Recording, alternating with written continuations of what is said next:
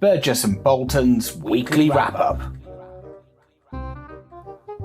So good afternoon, everybody, and welcome to this edition of Burgess and Bolton's weekly wrap-up, where we look at everything to do with the London market, technology, change, innovation. And this week we got a focus on employee brand and some of the issues we've got around recruitment, retention, diversity and inclusion. But first, to kick things off, I didn't know if I had my seconds away bell, but I do. So we've got the news as always. So let's have a quick look at that. So we both spotted this, Ben. Yeah. About Lloyd's looking at its lease around 1 Lime Street, which is fascinating. Something that we've talked about before over lockdown when we had Savills on. They first mentioned that there was a break clause in the lease coming up, and and it's surfaced now in the Insurance Insider here. Yeah, I mean, it's so the brief story here is that there has been a consultation on the room and its future, and they have decided to suspend that process of the review, and they've gone back to talking to the owners, which is Ping An, a Chinese property company who own the Lloyd's building. And the speculation in the article here in the Insider is that they will be negotiating for either a longer lease, an extended lease, or buy the building outright. And what they say is the less likely possibility of Lloyd's moving. But then the article goes on to discuss, would it be a good move for Lloyd's to move to a modern building which would sort of signal it's being a digitally modern, enhanced, fast-moving, digitally empowered organisation or market. Discuss. I mean, my take on this is I do completely appreciate this is not an easy decision, even though we've seen in this article that Lloyd's has moved several times in the past. I think there's a number of things really, here. One is, the building itself is pretty iconic now, and the other buildings that they were in weren't the same sort of thing. This is a sort of thing that if you know about this, Lloyd's is this. It's a very symbolic, place, and it's also, defining of the ecosystem in EC3 and in the insurance market, which is, the biggest market in the world, and so on and so forth. So there's a lot to consider, I think, in a move. Almost like saying the Queen would move out of Buckingham Palace or something, to two up, two down, somewhere, to be more in line with the modern world. It's not, so it's imbued with huge amounts of cultural and historic baggage. I think the other question is whether the building is now being used for purpose, or it's right for purpose. And I think that we know from our research and you and I and talking to others around the market, is a general sense at the moment is that we are coming back to the office, but we're not really going back to the room. It's expensive. It's not right for us. Now, collectively, I don't know. I can't say what collectively that argument is, but I suspect it's quite, if not universal, I suspect the majority of people are of that opinion. From my, both research we did before and the Vox Pop, I don't think it would be any better. There's a question of cost, obviously. There's a question about real estate, and there's a bigger question about working life and how that's going to operate. So there's a suspend. Lloyd seems to be suspending everything at the moment. Yes, stop work on the. I think they're closing the virtual underwriting room. Yeah, we're really pleased about that because we never knew what it was anyway. So we didn't. So we've gone through. We've gone through 2 years of trying to understand it, but not very hard, and now we don't have to, so that's good. That's off the my to-do list. Yes, that's good news. That thing, whatever it was, Ver. So anyway, we don't care about it. So that's got other things have gone. Obviously, there's the thing with PPL and all that. So it doesn't, it's like a bit like. stop, really, not start. But this is one of those decisions I think that probably at the moment you can't take. It's very difficult to land it. So an extension of the lease would probably seem to be the practical solution. And if you look at some of the other institutions in insurance, I'm thinking about the CII. I mean, they took themselves away from, I think it was Aldermanbury Place or whatever, the big Aldermanbury Place. That's it. And that was a very old historic building and had, I mean, when you walked in there, you couldn't help but feel you were in a kind of stuffy establishment organization. And so there is something to be said about, you know, the place where you work reflects the organizational culture that is in there. And there was a big hoo-ha when Sean Fisher, you know, eventually took them out of that building, and into their new digs now. But I don't know. You kind of look at Lloyd's and go, well, you know, it could be. It's more fundamental than that, isn't it? It's like, what is the purpose of Lloyd's and that building? It's about, are we in a cool, funky place? It's like, is it even relevant anymore? Well, you know, sequentially, these things you've got to look at it as a strategic positioning of an organisation, and I think that Lloyd's has never known what it is. You know, but is it a regulator? Is it a champion of the market? And I think that's always been its issue, which is it's neither fish nor fowl in a way. There are things that work well within it and things that don't work well within it. We know that. But one of the things I think that does kind of seem to work around this is the ecosystem itself. You know, its central placement in the market, the way that its size and its scale. You know, you always have to walk around it, through it. You know, not over it, but through it anyway.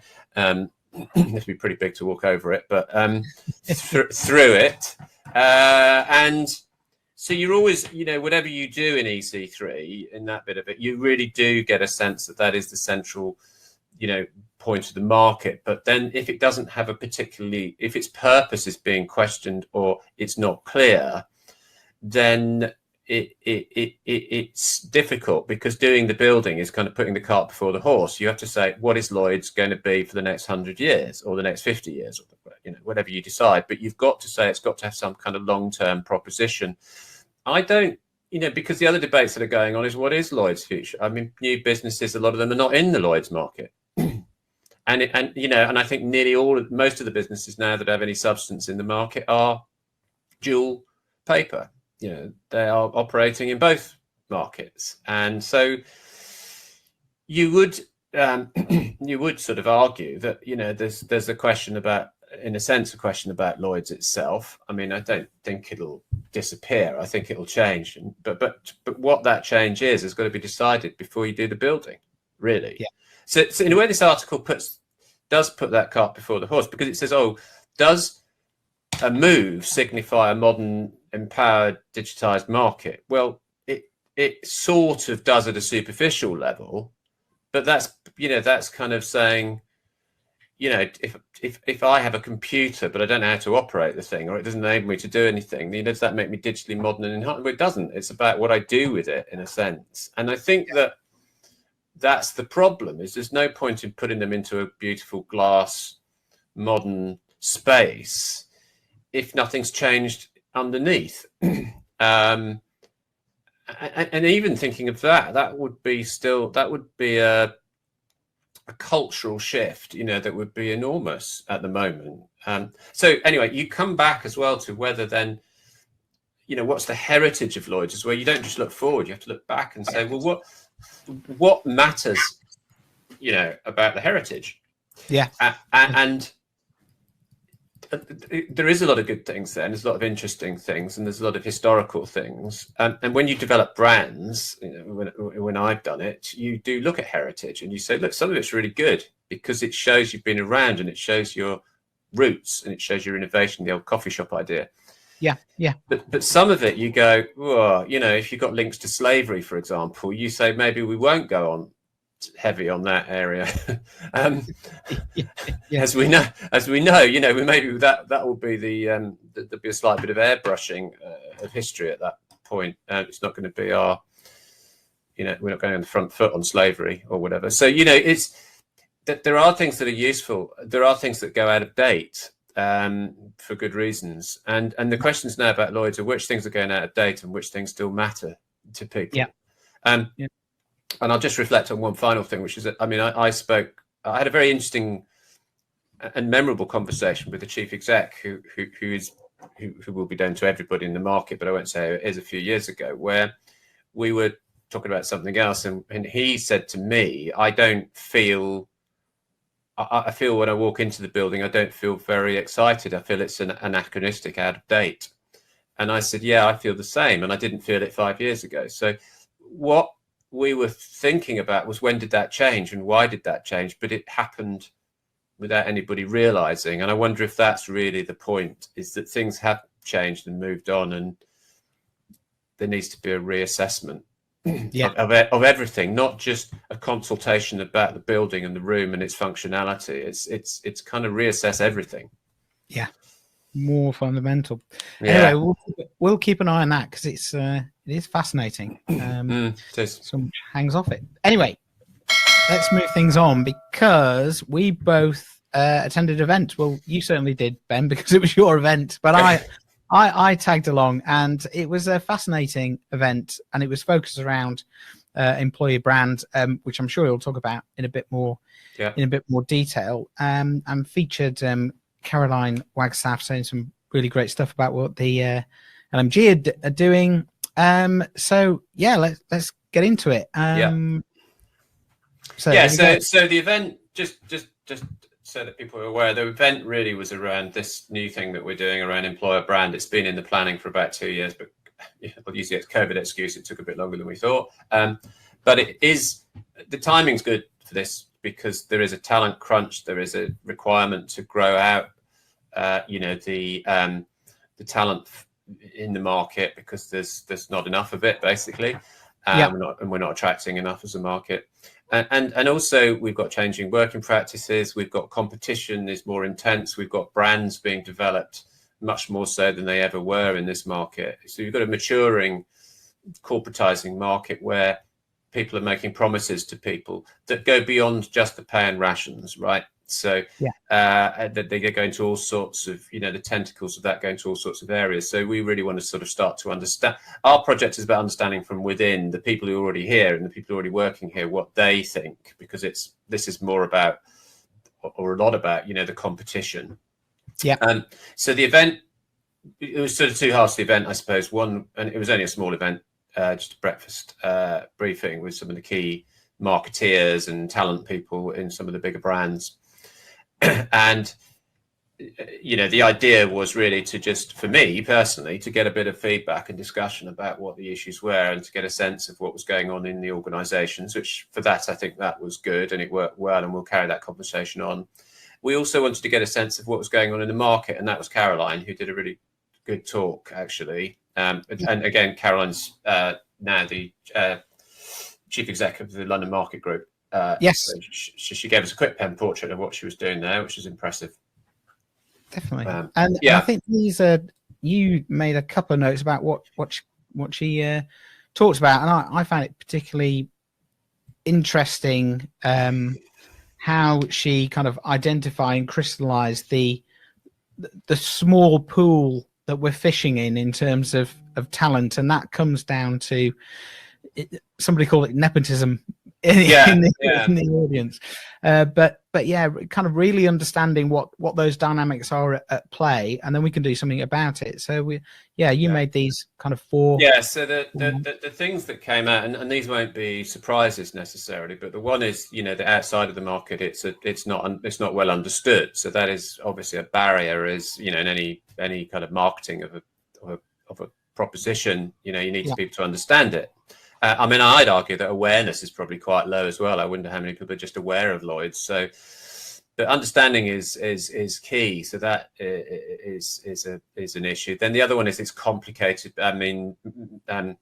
Caroline said, there's 350 plus organizations in this market. So you don't get easy traction by recognizing certain companies and what they do. That's tricky because there's so many companies and the language is arcane. We talk about syndicates and it's a very internalized kind of dialogue, and that's therefore excludes people. And that sort of dialogue does that deliberately almost. And the other is the reputation of the market itself. So when it has got any publicity, it's tended to not be great, particularly over things like BI claims and the Hiscox issues and group and the court case, and also the Bloomberg thing a few years ago. So the last few years have not been, have probably not endeared the market to people who are thinking about a career in financial services. They might have gone elsewhere. And then diversity and inclusion, which we know is moving slowly, which Caroline said is changing, but is still moving too slowly. So you add all those things up and you see the scale of the challenge is quite big. And as you say, we're fishing. There's a talent crunch, because we just come out of a pandemic, but it's also because businesses haven't really done much about the diversity of the market. They haven't done much, particularly, haven't really addressed the issues of communicating what this market is and its benefits and so on. So there are a number of things I think that Caroline is doing and the LNG is doing, which I think are really positive. I can share my screen. Yeah, that's great. Yeah. So so this website she mentioned, London Insurance Life, which was about, as it says there, attracting new generation of talent, and just gives an overview in practical terms about what the London market is, what it's like to work there. Obviously, got some ambassadors as well. So I think this is a really good initiative, and it looks clean, it looks modern, and coming back to our earlier point, it actually looks quite exciting. It's enticing you in. And obviously Caroline's from a marketing PR background, so gets this. And what was interesting is that she couldn't understand why the HR managers who are writing these job specs and very technical detail about whatever it was were going, well, that's what the job is, but but you've got to market the job, you've got to attract talent. That's literally in the what you're saying. It's funny that, yes, and I think it makes you think that, one of the problems with the market is that, there's a lot of good salespeople in this market, and there's a lot of totally terrible salespeople as well. But there are a lot of good people who know how to sell insurance, but they kind of they pull the drawbridge up when it comes to other areas of things that they need to market. Like, we don't need to market that. We don't need to market our business. We don't need to market our brand or the market. But those are all just the same things, right? They're all facets of the same thing. You can't have a market without it being communicated really well what it's about, so, and other sectors have been much more successful at that. Banking has been, by example, but it's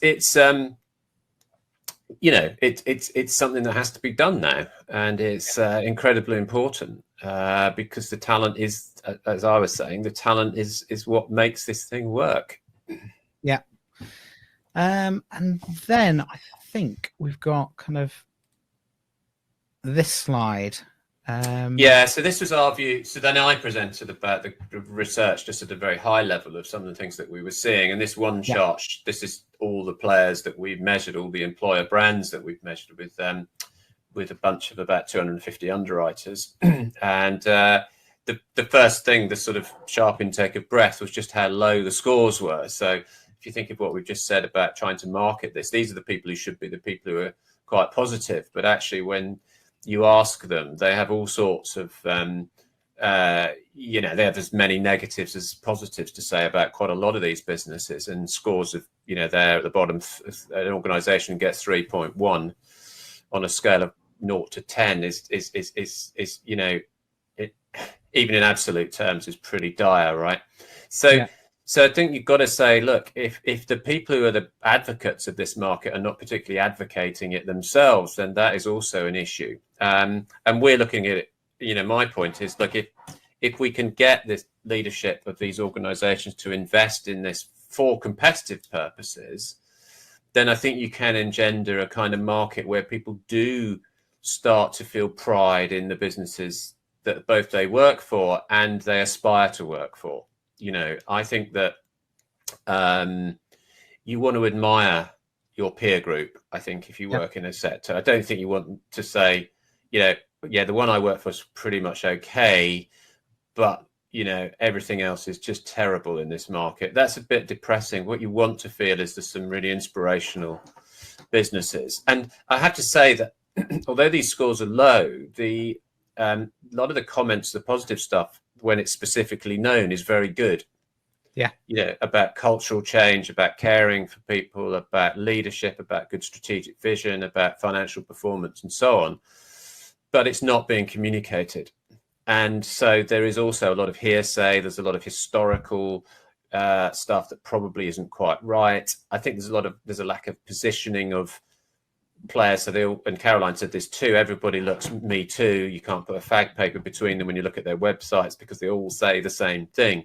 So, I realize that for the sort of business I work for, this is a bit self-serving, but I don't care. It's absolutely the case. You've got to sell this stuff and you've got to work out what you're selling. Same for Lloyd's, and if you don't, this is the result you get. You just get a kind of depressing chart that says, oh, everybody's a bit rubbish. And that's not what we want from the inside. You want these underwriters, and particularly the younger ones, to be out there going, this is a brilliant business to work in. My business is good. And there's 6 or 7 others that I'd recommend you should go and talk to, because they're places that'll look after you. They'll help you develop a great career, and they're fun and exciting and they pay well, So this is really, to me, it's really important because it's something everybody can get behind as well. And what I enjoyed about the event was the positivity in the room that came off the back of that, fairly poor slide that you've shown there, because they realized that actually there's a massive opportunity here to do some quite basic things really well. Yeah. And steal a march on other players and start to get in the best people and different types of people. And just coming back to the kind of diversity element to this, if you look at the way that the industry is gradually moving towards a more technically enabled, data conscious, data driven industry, then that's going to need different skills and capabilities to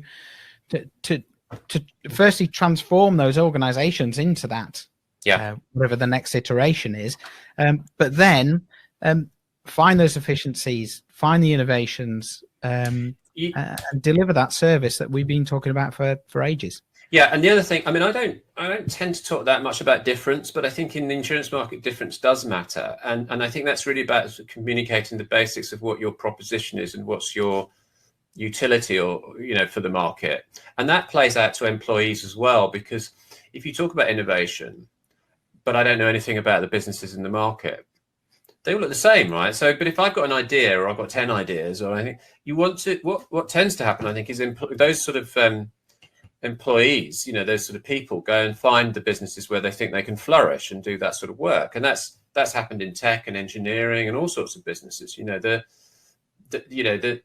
The people will find that, they'll find where they get well paid and they get looked after and they do the job they want to do because that's what people want to do, right? They're ambitious. But if you get this kind of blank, they're all the same as 350 of them, and they all kind of do and say the same things, or when you listen to them, you can't understand what the hell they're talking about, which is sometimes the case. Yeah.